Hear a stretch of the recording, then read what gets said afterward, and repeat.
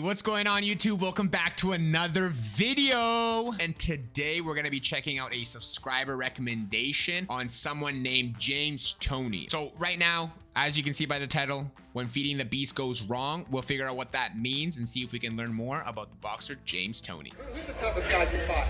The best boxer, hands down, with James Toney. Oh, okay. When you want something difficult done easily, send a lazy man to do it. James was he lazy? This guy in the gym. He been sparring with mediocre guys. James Toney wouldn't even want to hit a bag. James Toney knew he wanted to fight. I have no idea who this guy is. Everything else. The road work and cardio that define a dedicated champion. Oh, I see. He didn't like to do cardio. He didn't have that endurance. So he just didn't. James liked to spar instead. In the early 90s, James essentially was the sparring schedule at Detroit's notorious Kronk Gym. He'd show up, shout, "Let the beatings begin," and spar with anyone there of any size or skill level. Do you guys also think you get more training done when you're sparring? Or do you also believe that, yes, sparring has something to do with developing your skills as a boxer, but you really have to make sure you have other components? Let me know what you guys think. He was stubborn, willful, determined to answer to nothing but his own ambition and appetite. James Toney had a lot of both. Okay. Rhythm boxing. James Toney. James was selected as an easy touch for middleweight champion Michael Nunn. Easy touch. Nunn was making his first title defense in his hometown as the #3 pound-for-pound fighter in the world. Oh, wow. James was a 20-1 underdog. Nunn tried with his long reach to keep James out at distance. James was slipping and going to the body to slow down the speedy southpaw. Well, he's a lot more athletic here.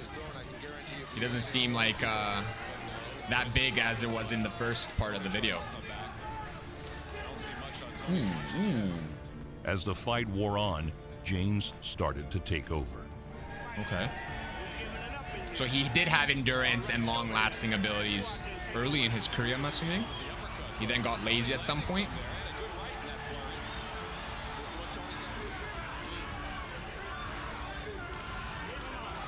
Good defense.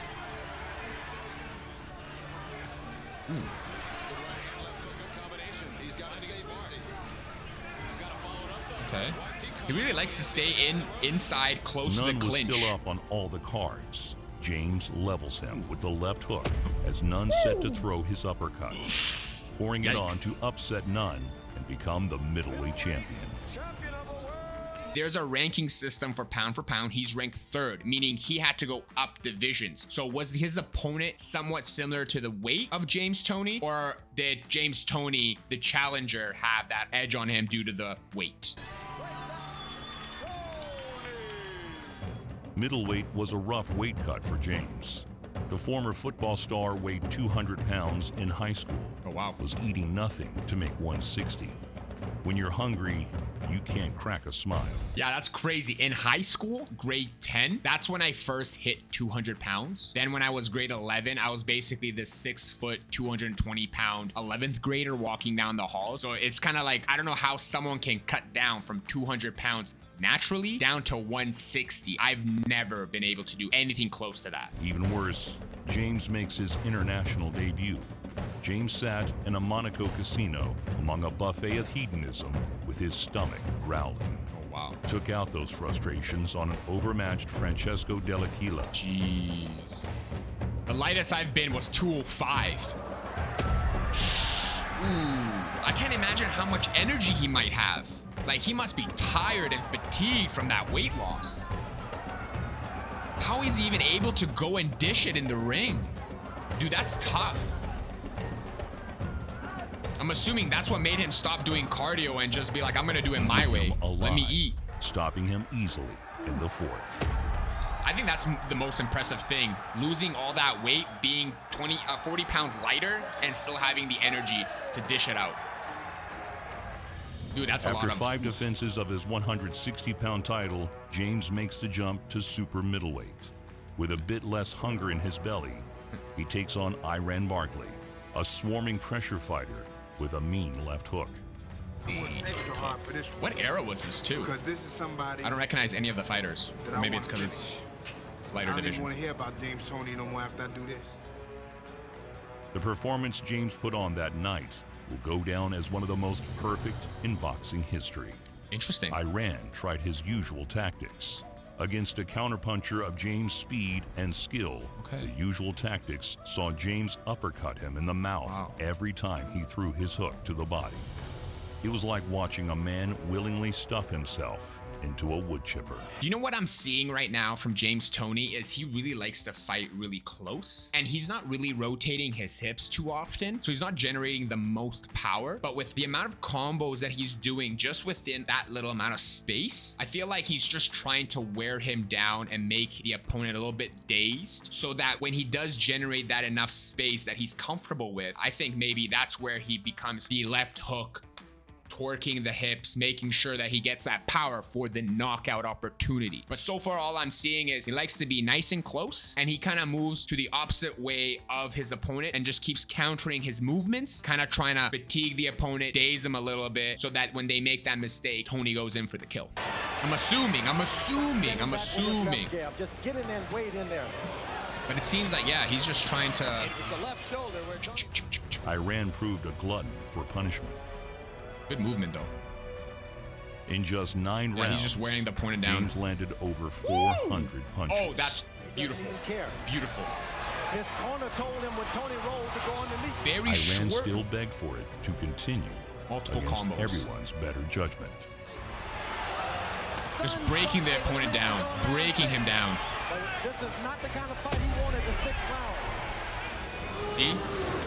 Okay. Nice. Yeah, he's in trouble. Toney continues target practice. Yeah, wow. Combo machine. IBF super middleweight champion of the world, James. Super middleweight, wow. Light middleweight, middleweight, super middleweight. James only loved one thing more than fighting. That was eating. After his flawless victory, I'm the least aggressive person you'll ever meet, but I do love me my food. My peak level, I was 250. So the one thing that we probably have in common is our love for food. over Barkley, James ate himself out of shape. Came in drained and lethargic for Roy Jones, who is the fastest thing on 2 Roy feet. Jones. I don't know who that is either. Oh, is this when he got a little sloppy?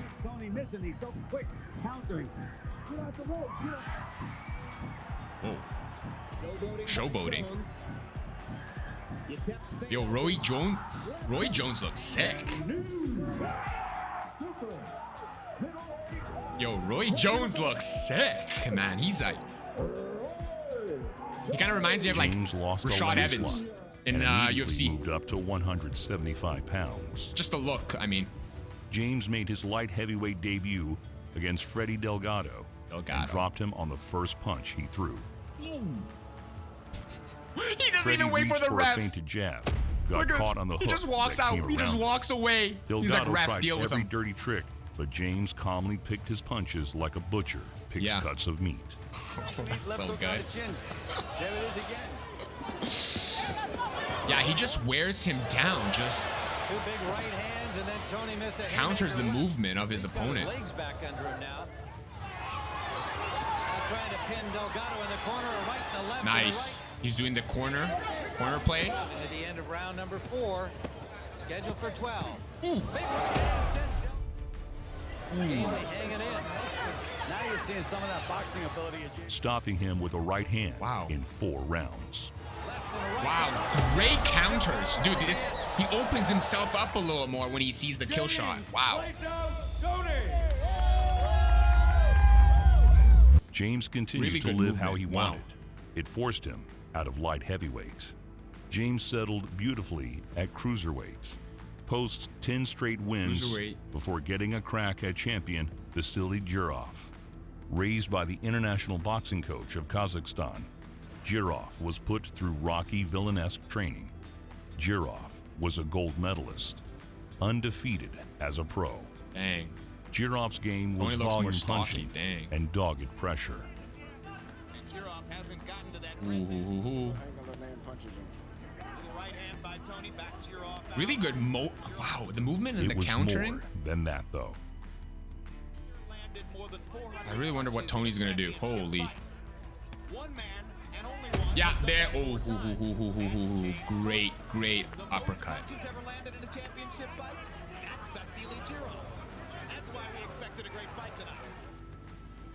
Interesting. Wow, very As interesting. James' defense and punches flowed like wine out of the bottle, Jiroff kept drinking like a shaky alcoholic.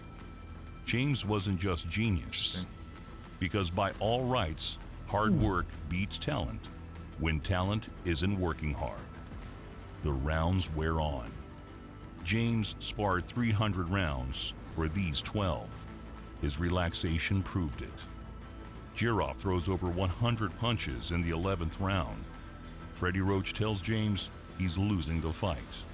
James grabs Jiroff and goes back, pulling him to the ropes. James wanted Jiroff to throw so he could counter. Yeah, okay. The pair didn't leave that spot for the rest of the round. Okay, so he does like just throw a wind fury of like It was small a little short punches. left hook to the body that saw Jiroff sag. James put together a perfect combination to finally drop Jiroff Yeah, there it in is. the closing seconds.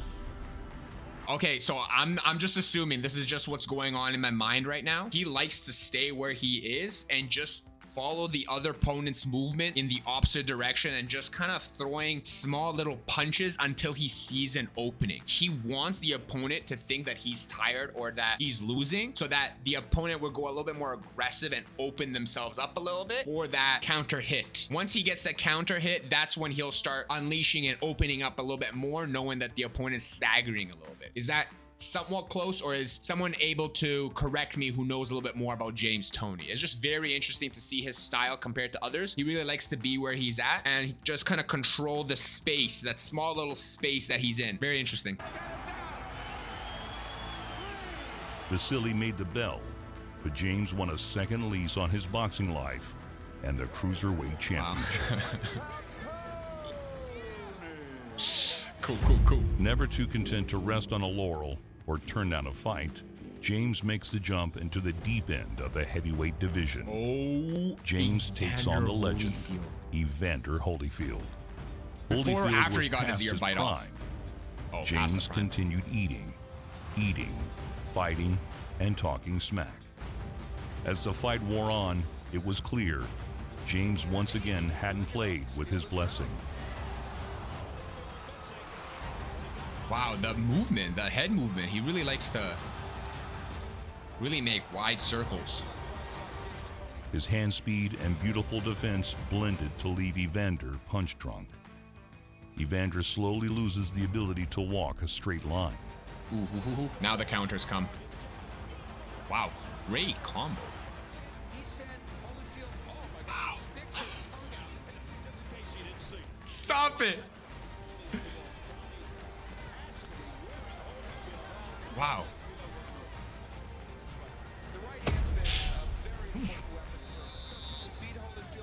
Whoa! Great counters. And now he comes in for the kill. He can sense that Holyfield is probably tired, and he's down. Eventually, Holyfield's corner throws in the towel. Dang, they just threw in the towel. They're like, nah, brah. We need you to be safe. James is one of two men in boxing history to stop Evander Holyfield.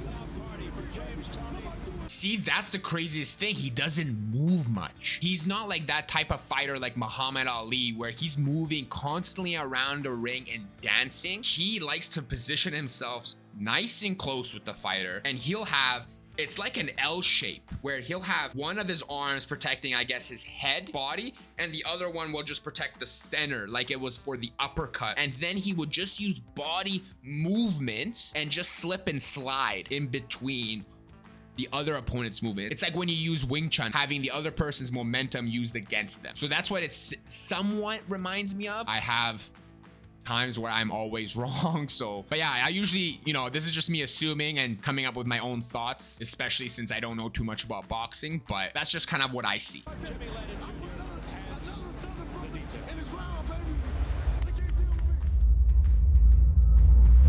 The last great night of James Toney came against the 6'3", 260-pound puncher in Sam Peter. James came in at 230 pounds, a full-on dad bod. Sam did his worst trying to hurt him. Heavyweight again, I'm guessing. But the former middleweight took those shots on somehow steady legs. Wow. Ooh, that's a hard hit. I'm surprised he's standing. Ooh. James couldn't miss his giant target. Yeah, he's running out of gas. Now he opens up, and now he's coming in. He's going to be more aggressive Round 5 now. saw Wow, Peter land the hardest punch James had ever taken. Is that? He's like, whoa! Did I just feel that? Every time he got buzzed, he came back. Oh, I love it. Swinging both hands and the momentum of the fight. It was close down to the last second. Ooh, those small little jabs to the jaw really. Just wasting energy, bro. James is gonna come in with. Yeah, watch this counter. He's gonna counter him.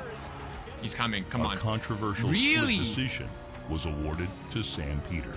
Interesting. This was the last great fight of James Lights Out Toney, from 160 pounds to 260 pounds.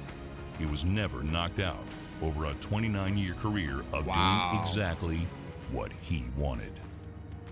My guy, my guy. That's actually really, really cool. That's something I also thought Mike Tyson didn't have. I didn't know that he got knocked out. That's why when I was first learning about boxing, I was very surprised that Mike Tyson even lost by knockout. Because I always assumed that the greats and the legends, the reason why they were so big is because they've never been knocked out. It's always been a decision or something happened. It seems like it's more common. It doesn't really matter if you got knocked out or knocked down. It's just how do you come back and re-energize yourself to be the top again. But it's really cool to see James Toney. His defense was so above everyone else that he wasn't able to get knocked down or knocked out. And you can also see the way that he moves his body around. He's like absorbing the punches. I saw at one point someone going for a body shot, and instead of trying to duck down or kind of block that shot, he somewhat went into it. They would throw a hook and he kind of go into it to kind of hope to stop the distance of the punch and soften the blow, so it doesn't have that full range motion and that full range power of the hit. So it seems like he's just kind of going in and using the momentum and sort of